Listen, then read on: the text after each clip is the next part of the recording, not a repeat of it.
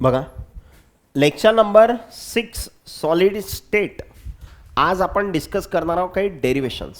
Okay, packing in solid हा part आपला संपला. आता नेक्स्ट टॉपिक जो आहे आपला तो आहे पॅकिंग इफिशियन्सी. पॅकिंग इफिशियन्सीचा अर्थ काय आहे? ताई आपला तो बॉक्स आहे ऑफिसमधला. पॅकिंग इफिशियन्सीचा अर्थ काय आहे? एखादं स्ट्रक्चर 100% पॅक आहे असं आपण कधी म्हणतो? किंवा आपण सध्या या रूममध्ये बसलेलो आहोत, तर ही जे रूम आहे हे 100% पॅक आहे का? नाही. हे इथं खाली जागा दिसू राहिली, समोर खाली जागा, वर पण जागा कशी आहे? खाली आहे, बरोबर. म्हणजे हे रूम 100% पॅक आहे का? म्हणजे या रूमची पॅकिंग इफिशियन्सी 100% आहे का? नाही, कारण याच्यात काही रिकामी जागा बी आहे की नाही. मग मला जर पॅकिंग इफिशियन्सी पाहिजेत असेल तर मी काय सांगणार? माझ्याजवळ टोटल जागा किती आहे आणि या जागेपैकी किती जागा भरलेली आहे ना. जसं टोटल जागा आपण घेतली 100, पर्सेंटेज सांगू राहिलो म्हणून किती घेणार? 100. आणि या टोटल जागेपैकी काही जागा काय आहे? रिकामी आहे. टोटल जागेपैकी काही जागा काय आहे? रिकामी आहे. जसं फॉर एक्झाम्पल आपण हे पॅकिंग बघू राहिलो समजा. ओके, तर या पॅकिंगमध्ये बघा, हा पार्ट काय आहे रे? रिकामा. बघा, हा पार्ट काय आहे? रिकामा. म्हणजे हे 100% पॅकिंग आहे का? नाही. अरे 100% नाही आहे ना. हे पार्टिकल्स बघा, जसं पार्टिकल्स तुम्हाला एकाला एक टेकलेले दिसू राहिले, पण याच्यामध्ये हे रिकामी जागा दिसू राहिली की नाही. म्हणजे हे स्ट्रक्चर 100% पॅक आहे का? अरे समजलं का? 100% पॅक नाही आहे. याची पॅकिंग एफिशियन्सी 100% आहे का? मग नाही, 100% नाही आहे.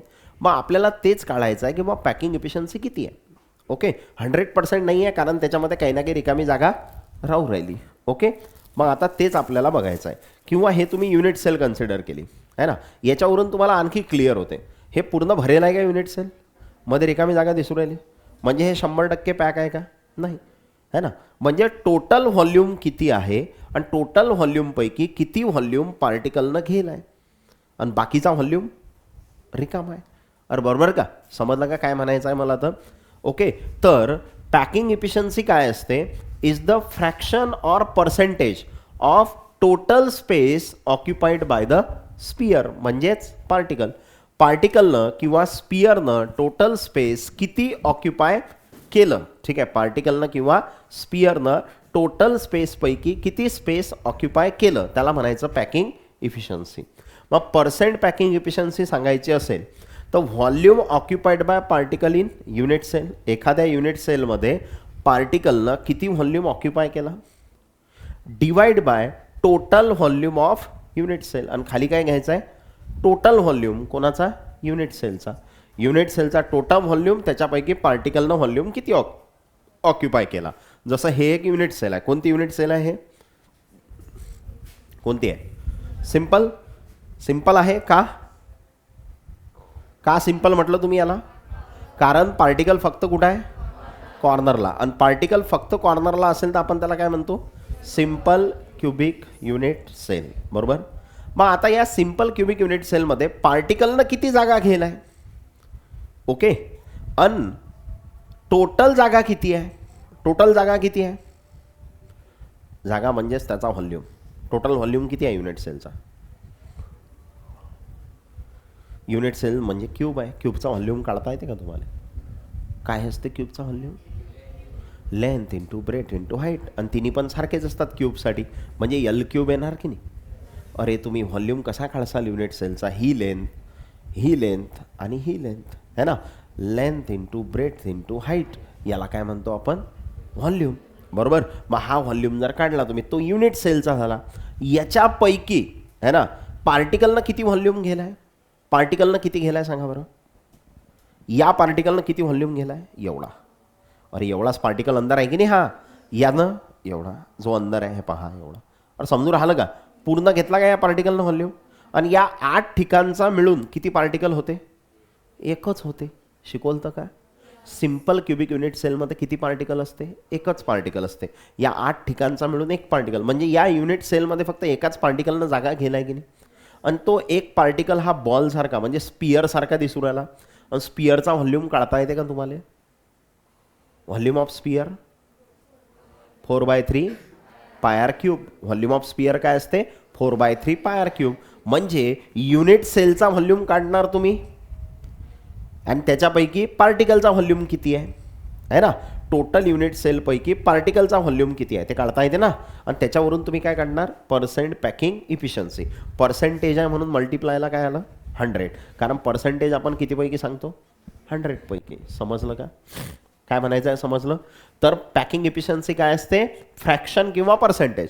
जर 100 मल्टिप्लाय केलं तर पर्सेंटेज आणि 100 मल्टिप्लाय नाही केलं तर fraction. Okay. Of the total space occupied by particle है ना. पार्टिकलनं टोटल किती स्पेस ऑक्युपाय केलं? टोटल स्पेसपैकी पार्टिकलनं किती स्पेस ऑक्युपाय केलं? म्हणजे volume occupied by particle in unit cell upon total volume of unit cell into 100. Packing efficiency आता आपल्याला काढायची आहे सिंपल क्युबिक क्रिस्टलसाठी है ना. Simple cubic crystal lattice. Simple cubic म्हणजे याच्यासाठी. आणि याच्यासाठी जर मला पॅकिंग एफिशियन्सी काढायची असेल तर ते किती असेल बघा. आता हे थोडं पुश होते का समोर?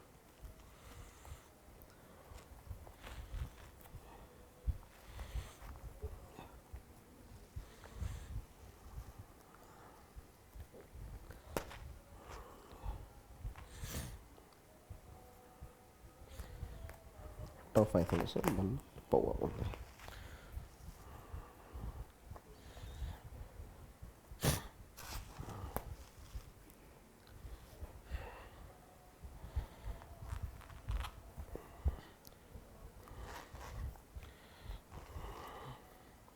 मला तुम्हाला हेच दाखवायचं आहे किंवा ते आता हे दूर दूर दिसून राहिलं ना स्ट्रक्चर.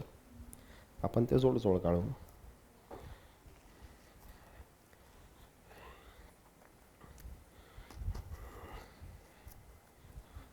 टेकून देऊ आपण त्याला. कारण सॉलिडमध्ये जर तुम्ही पार्टिकल्स बघितले ते कसे असतात? अरे क्लोज असतात ना. पार्टिकल कसे असतात? एकदम क्लोज असतात. आता हे सध्या आपल्याला दूर दूर दिसू राहिले. आपल्याला त्याला जोडजोड करायचं आहे.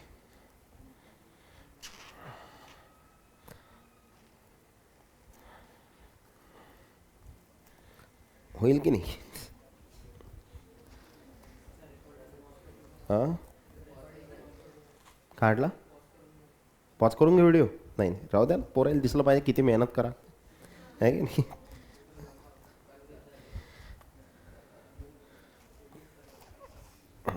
काहीच नाही. मधात एकामेकाला पेन लागू राहिलं ना ते म्हणून थोडा प्रॉब्लेम आहे.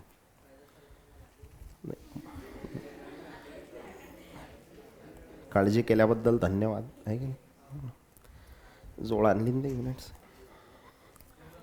जमलं ना?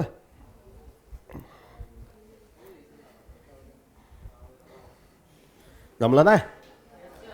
फक्त आता पेन निघले जराशे बाहेर. जाऊ दे. ते काढले तर पळून जाईल ना सगळं.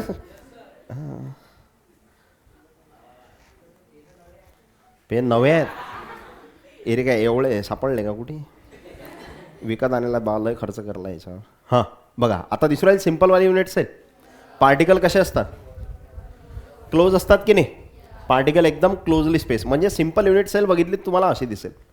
आता दिसून राहिली खरंच है ना.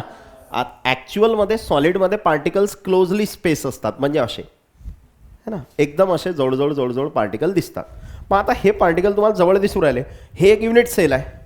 पण हे युनिट सेल पूर्ण भरलेली आहे का पहा बरं? नाही. मधात रिकामी जागा आहे की नाही? एम्प्टी स्पेस आहे. ओके.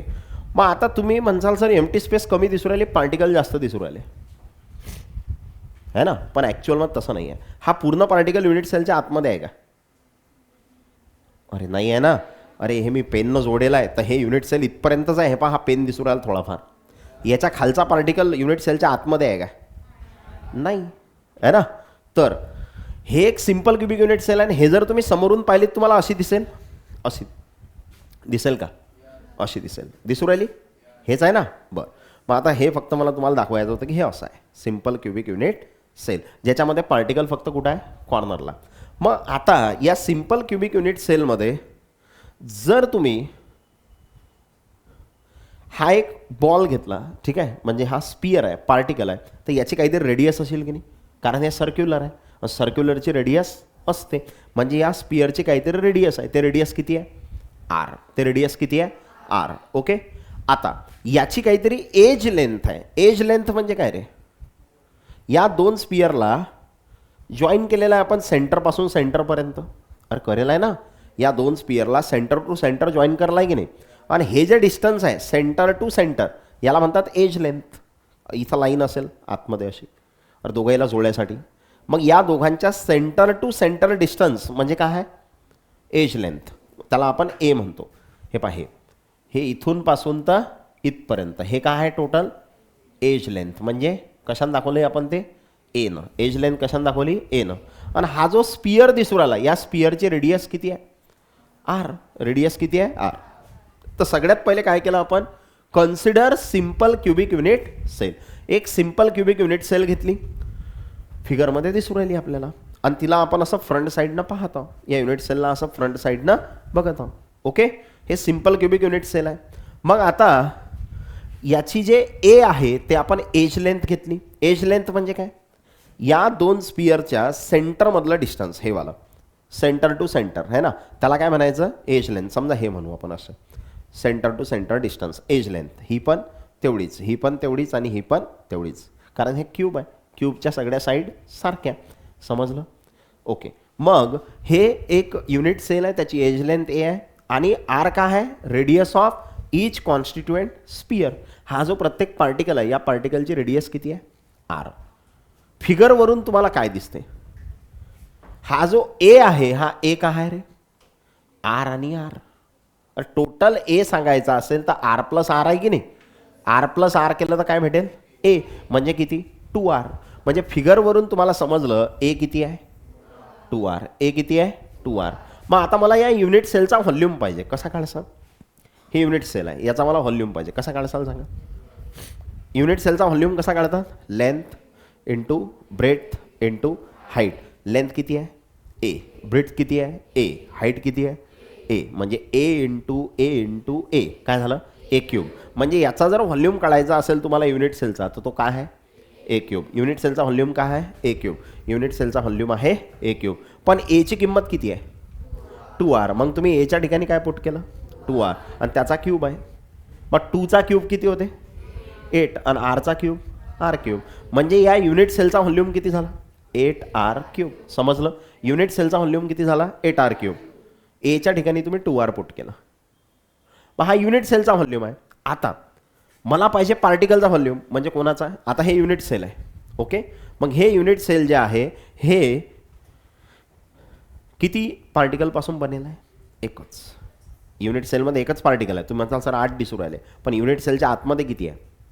एका ठिकाणी 1/8च आहे, आणि 8 ठिकाणचा मिळून किती होते? 1 होते. म्हणजे हे सिंपल क्युबिक युनिट सेल आहे ना, आणि याच्यामध्ये जो पार्टिकल आहे तो स्पियर आहे. आणि स्पियरचा व्हॉल्यूम काय असते रे? स्पियरचा व्हॉल्यूम 4/3 पायर क्यूब. तर व्हॉल्यूम ऑफ वन ॲटम म्हणजेच स्पियर. स्पियरचा व्हॉल्यूम किती आहे? 4/3 पायर क्यूब. आणि आपली युनिट सेल कोणती आहे? Simple cubic. आणि simple cubic unit cell contain only, simple क्युबिकमध्ये एकच ॲटम असते. BCC 2 आणि FCC 4 सांगितलं होतं. तर सिंपल क्युबिकमध्ये एकच ॲटम आहे, आणि एका ॲटमचा व्हॉल्यूम किती आहे? व्हॉल्यूम ऑफ वन ॲटम किती आहे?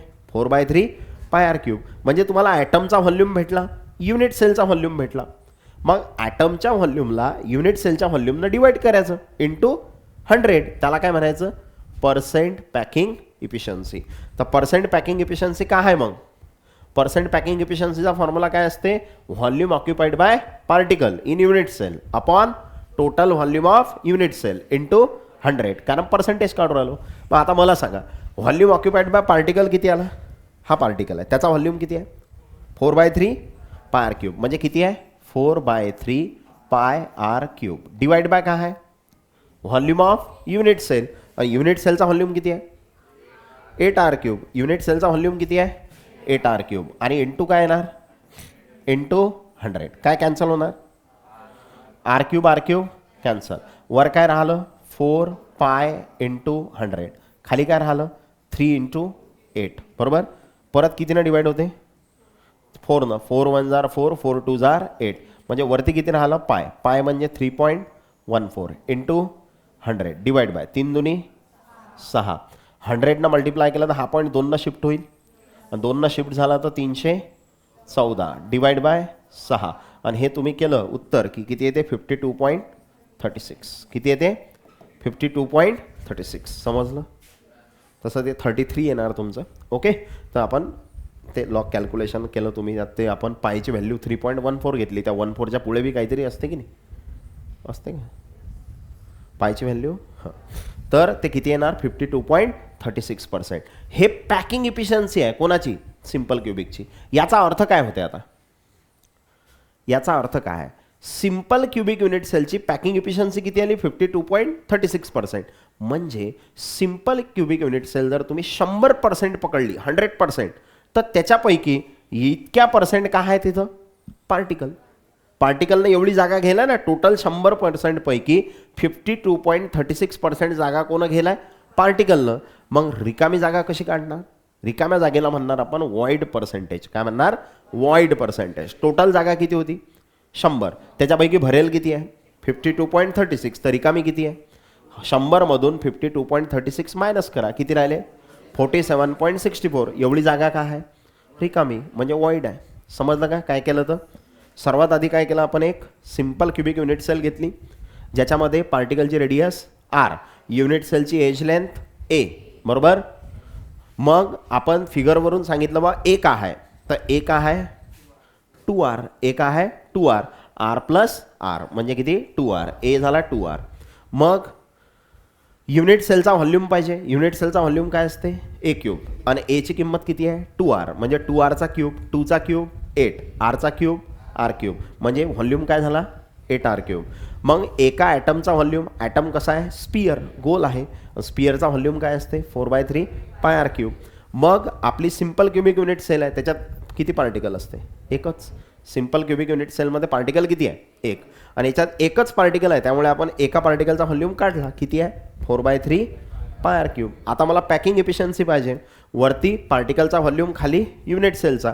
पार्टिकलचा व्हॉल्यूम किती आहे 4/3 पाय r क्यूब, युनिट सेलचा 8r इंटू 100 कारण मी काय काढत आहो पर्सेंटेज. ओके, मग कॅल्क्युलेशन करता येते. पॅकिंग एफिशियन्सी काढली. एवढं स्ट्रक्चर पॅक आहे म्हणजे रिकामा किती आहे 100 मधून एवढं मायनस करा किती राहणार 47.64. एवढं पर्सेंट काय आहे रिकामा आहे. समजलं. हे पॅकिंग एफिशियन्सी कोणाची आहे, कोणाची आहे सिम्पल क्युबिक. कोणाची आहे सिम्पल क्युबिक. आता नेक्स्ट जे युनिट सेल आपल्याला बघायची आहे ते कोणती आहे BCC. आता BCC मध्ये काय असेल सांगा. BCC मध्ये पार्टिकल कुठं असते सांगा रे. BCC मध्ये पार्टिकल कुठं असते BCC मध्ये पार्टिकल कुठं आहे कॉर्नरला आहेच आणि कॉर्नर सोबत कुठे आहे बॉडीच्या सेंटरला. मिशन बदलायला गेला आता आपल्याला बॉडीच्या सेंटरला बी पार्टिकल पाहिजे.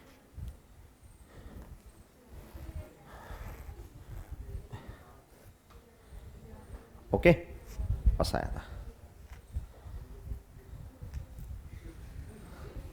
जमलं काय. हे झालं आता बॉडी सेंटर्ड.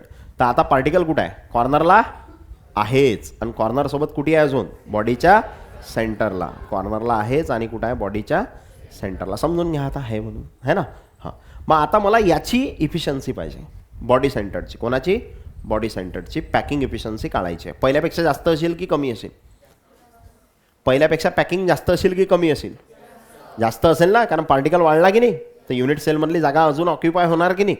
म्हणजे पहिल्यापेक्षा पॅकिंग इफिशियन्सी कशी येणार आता जास्त येणार. जास्त पॅकिंग येणार. वॉइड कसा येणार कमी.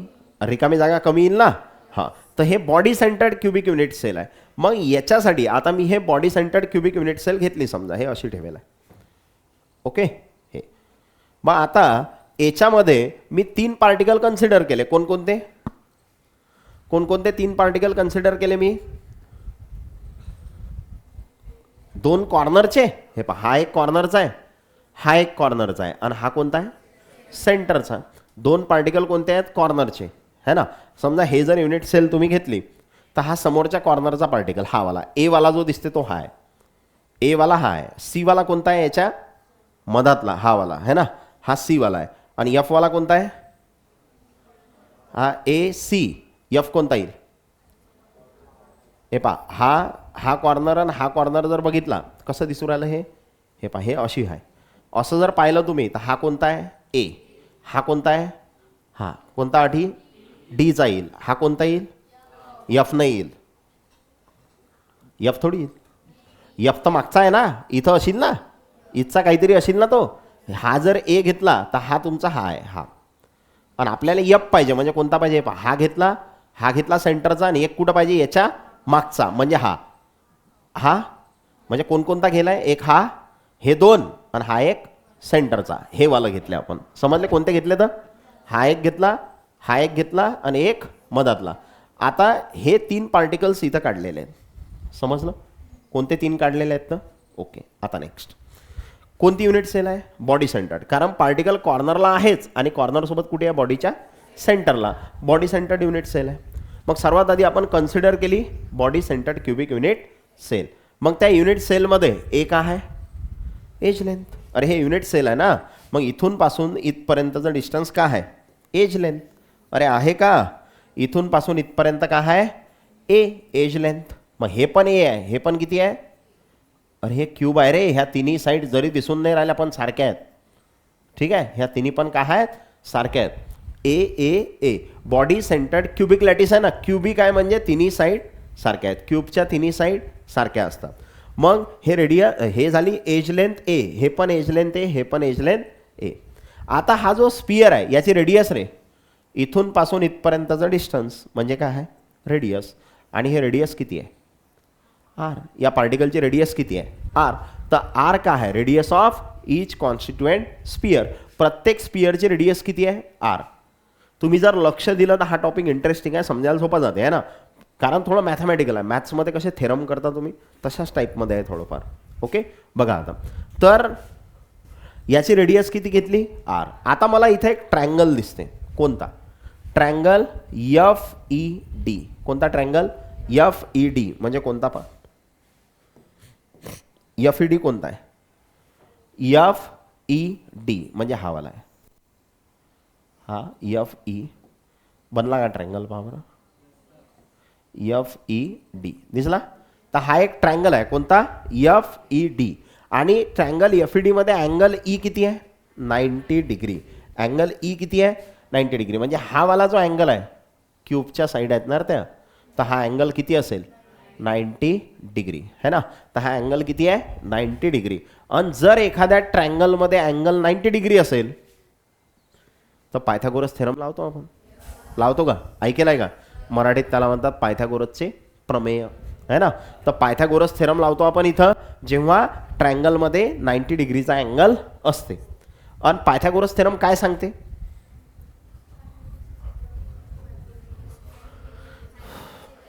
कर्णाचा वर्ग बरोबर इतर दोन बाजूंच्या वर्गांची बेरीज, असं मराठीत. इंग्लिशमध्ये hypotenuse square is equals to side square plus side square असं करत असतो ना आपण. हां, मग आता मला सांगा 90 डिग्रीच्या अपोजिट जे साईड असते त्याला काय म्हणतात? हायपोटेनस. मराठीत त्याला कर्ण म्हणतात है ना. 90 डिग्रीच्या अपोजिट जे साईड आहे त्याला आपण हायपोटेनस म्हणणार. त्याचा स्क्वेअर. मग याच्या अपोजिट कोण आहे 90 डिग्रीच्या? F D. म्हणजे एफ डीचा स्क्वेअर. आणि एफ डीचा स्क्वेअर इक्वल असते कोणाच्या? इतर दोन साईड म्हणजे एफ ई आणि ई डी है ना. म्हणजे एफ डीचा स्क्वेअर काय आला? F Icha square plus E डीचा स्क्वेअर है ना. एफ डीचा स्क्वेअर काय? एफ ईचा स्क्वेअर आणि ई डीचा स्क्वेअर. मग आता मला सांगा हे जे एफ डी आहे हे काय आहे? F D. हे एफ ई आणि हे ई डी. हे साईड काय आहे? इथून पासून इथपर्यंत एज आहे की नाही? हे अरे हे एज आहे ना युनिट सेलचं, ते किती आहे? ए. आणि ई डी काय आहे? हे पण एज आहे, हे पण किती आहे? ए. म्हणजे हे पण ए आहे, हे पण ए आहे. तर एफ डी भेटेल की नाही? काय आहे तर म्हणजे एफ डी स्क्वेअर काय झाला? ए स्क्वेअर प्लस ए स्क्वेअर. आणि ए स्क्वेअर प्लस ए स्क्वेअर 2a स्क्वेअर. म्हणजे एफ डी स्क्वेअर काय झाला? 2a square. आता हा एक ट्रँगल मला दिसला. मला अजून एक ट्रँगल दिसू राहिला. मला कोणता? आता दुसरा जो ट्रँगल आहे माझ्याकडे तो हा आहे. कोणता घेतला त्यानं? A F D. म्हणजे ए पासून कुठपर्यंत आलो? एफ पर्यंत. ए एफ डी म्हणजे हा वाला घ्यायला लागेल. अरे हा घ्यायला लागेल ना. आणि हे तिसरी साईड. असा येईल तो आता. कोणता? AFD. आणि AFD मध्ये हा जो ट्रायंगल आहे ना, म्हणजे हा जो अँगल आहे कोणता रे आता? हा अँगल किती आहे? Angle D. बघा अँगल D किती आहे? 90 डिग्री. मग अँगल D जर 90 असेल तर याची अपोजिट साईड, अँगल D ची अपोजिट साईड कोणती आहे? AF. म्हणजे इथं पण पायथागोरस थेरम लागते, अँगल 90 आहे म्हणून. आणि पायथागोरस थेरम लावला तर AF square is equal to FD square plus AD square. बरोबर का? AF स्क्वेअर काय झाला? FD square plus AD square. म्हणजे इथं जर मी पायथागोरस थेरम लावला तर AF स्क्वेअर काय आहे? AD square plus FD square. आणि AD काय आहे? AD म्हणजे एज. अरे एज लेंथ आहे ना, हे एज लेंथ आहे A. आणि हे FD स्क्वेअर काय आहे? FD स्क्वेअर काय होता पण? हा FD स्क्वेअर काय आहे? 2A square. म्हणजे हा AD म्हणजे A त्याचा स्क्वेअर आणि हा 2A स्क्वेअर. म्हणजे AF स्क्वेअर काय झाला? A square plus 2A square. समजू राहिलं का कंकाळे? A square plus 2A square म्हणजे किती A स्क्वेअर? 3A square. म्हणजे AF स्क्वेअर काय झाला? 3A square. AF स्क्वेअर काय झाला? 3A square. ओके. मग आता मला AF काढायचा असेल तर स्क्वेअर रूट घ्या लागेल. स्क्वेअर रूट घेतलं तर AFचा स्क्वेअर निघून जाणार, 3चं स्क्वेअर रूट आणि Aचा स्क्वेअर निघून जाणार A. म्हणजे मला AF किती भेटला? √3A. AF किती भेटला? √3A. पण फिगरवरून AF काय आहे सांगा?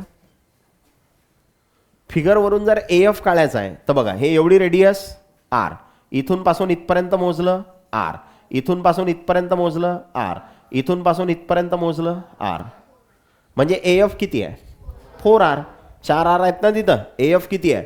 4R. समजलं? तर फिगरवरून मला दिसलं की AF किती आहे? AF किती आहे? 4R. मग तो 4R इथं पुट करा. म्हणजे तुम्ही आता काय केलं? AFच्या ठिकाणी काय पुट केलं? 4R. आणि इकडे काय आहे?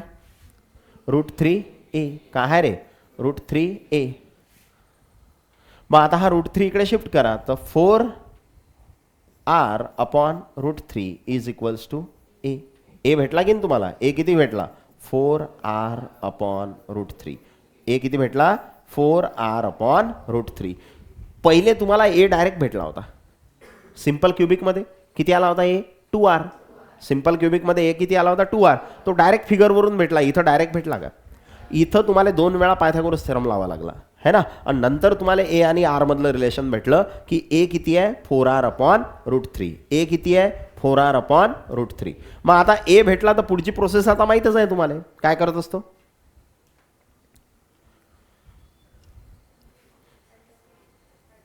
A माहीत झाला ना. मग युनिट सेलचा व्हॉल्यूम काढता येते की नाही? आता काय असते युनिट सेलचा व्हॉल्यूम? A cube. आणि A माहीत झाला की नाही किती आहे? तर बरं सोपा आहे ना. A भेटला म्हणजे युनिट सेलचा व्हॉल्यूम भेटला. कारण युनिट सेलचा व्हॉल्यूम काय असते? A cube. आणि A ची किंमत किती आली? 4R upon √3. बरोबर का? A ची किंमत किती आली? 4R upon √3. म्हणजे 4R अपॉन √3चा काय आला? 4R upon √3चा cube. म्हणजे 4चा क्यूब 4 × 4 × 4. महत्वाचं आहे काही? हां किती? 64 है ना. आणि आरचा क्यूब R क्यूब. आणि √3चा क्यूब 3√3. बरोबर का? √3चा क्यूब म्हणजे काय रे? √3 × √3 × √3 असं असते ना. √3 × √3 3 पुढे √3 असं असते ना. हां तर √3चा क्यूब काय असते? 3√3. म्हणजे तुम्हाला काय भेटला? हा volume of cubic unit cell. Unit सेलचा व्हॉल्यूम भेटला. आता कोणाचा व्हॉल्यूम पाहिजे? स्पियरचा, पार्टिकलचा. आणि पार्टिकलचा व्हॉल्यूम काय असते? 4/3 πr क्यूब. पार्टिकलचा व्हॉल्यूम काय असते? 4/3 πr क्यूब. पण तुमची युनिट सेल कोणती आहे? Body centred. अरे बॉडी सेंटर्डसाठी करू राहिला ना. आणि बॉडी सेंटर्डमध्ये किती पार्टिकल असतात? 2. म्हणजे तुम्हाला किती ॲटमचा व्हॉल्यूम पाहिजे? 2. मग एका ॲटमचा व्हॉल्यूम किती आहे? 4/3 πr क्यूब. पण body centred unit cell contain 2 atoms. तर व्हॉल्यूम ऑफ 2 ॲटम्स किती झाला? एकाचा एवढा आहे. 2चा काढायचा असला तर याला 2 न मल्टिप्लाय करा.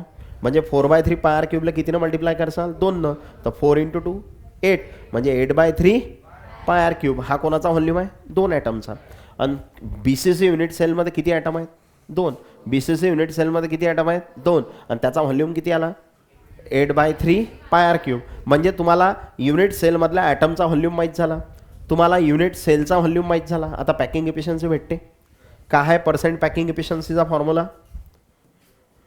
पर्सेंट पॅकिंग एफिशियन्सीचा formula volume occupied by particle in unit cell upon total volume of unit cell. मग व्हॉल्यूम ऑक्युपाइड बाय पार्टिकल किती आहे?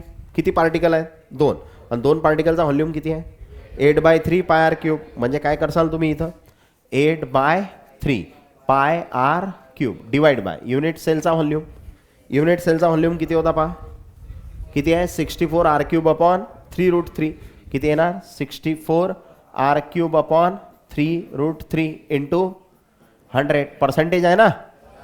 पुढे मग तुम्ही असं लिहू शकता काय आले 8/3 पाय आर क्यूब इंटू हे जे डिवाइडला आहे हे मल्टिप्लायला लिहिलं तर उलटं होत असते.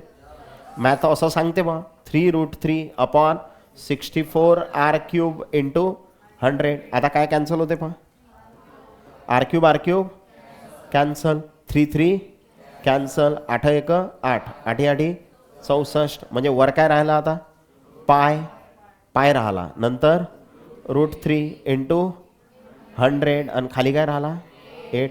आणि हे कॅल्क्युलेशन केलं की किती येते 68%. किती येते 68%. काही करत बसायचं नाही, माहीतच आहे 68 येते म्हणून आहे ना. किती आहे 68. म्हणजे पहिलं सिम्पल क्युबिकमध्ये जे काढलं होतं ते 52.36 होतं, हे किती आलं 68. म्हणजे शिल्लक आली पॅकिंग एफिशियन्सी. का? कारण हा एक मधातला पार्टिकल वाढला. हा मधातला पार्टिकल वाढल्यामुळे पॅकिंग जास्त आली आहे ना. तर पॅकिंग एफिशियन्सी जे आहे ते किती आली आता 68%. मग रिकामी जागा किती आहे? टोटल किती आहे 100. 100 पैकी पॅक किती आहे 68. तर राहिलं किती 32. 100 मायनस 68 म्हणजे 32. तर पर्सेंट वॉइड किती आहे 32. पर्सेंट वॉइड किती आहे 32. समजलं का? पर्सेंट वॉइड किती आहे 32 है ना. तर सिम्पल क्युबिकमध्ये पॅकिंग एफिशियन्सी 52.36%. पर्सेंट वॉइड किती आला 47.64%. ए आणि आरचं relation A equals to 2R. A equals to 2R. आणि त्याच्यानंतर बॉडी सेंटर्डमध्ये है ना packing efficiency 68%. Percent void 32%. Percent void किती आहे 32%. आणि त्याच्यानंतर